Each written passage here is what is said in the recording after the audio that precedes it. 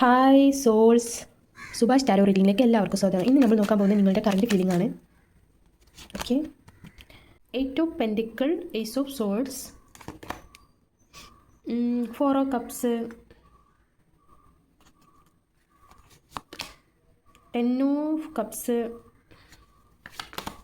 3 of once.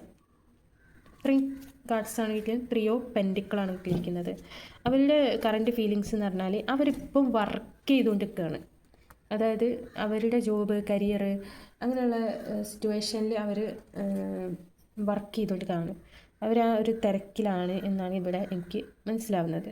Ace of sorts പറഞ്ഞാൽ നിങ്ങളോടുള്ള ആ ഒരു ഫീലിംഗ് സക്സസ് ആയിട്ട് മുന്നോട്ട് പോകുന്നു എന്നും കൂടെ ഇവിടെ കാണിക്കുന്നുണ്ട്.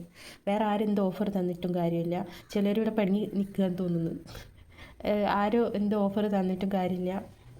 അല്ലെങ്കിൽ ഞാൻ സ്നേഹിക്കുന്ന ആ ഒരു വ്യക്തിയുടെ ഒരു പ്രസൻറ്റെങ്കിലും എനിക്ക് കിട്ടിയാൽ മതി.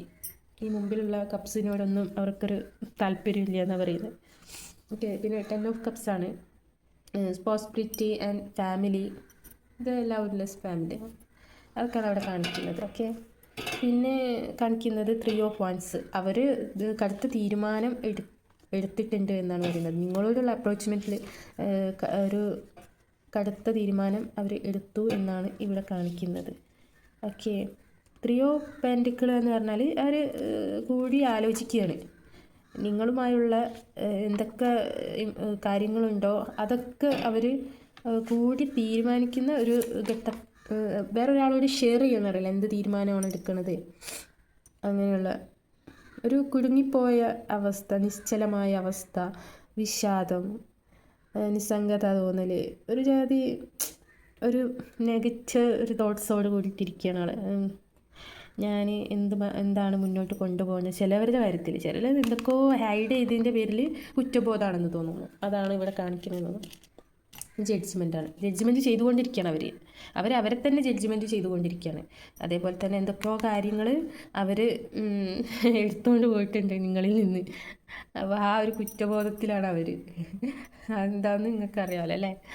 ആ ഒരു കുറ്റബോധത്തിലാണ് മൂപ്പർ അവിടെ ഇരിക്കുന്നത്. എന്ത് കപ്പ ഓഫർ ചെയ്തിട്ടും കാര്യമില്ല, മുമ്പിൽ എന്ത് കണ്ടിട്ടും കാര്യമില്ല, അതൊന്നും അവരെ കണ്ണിൽ ഇല്ല.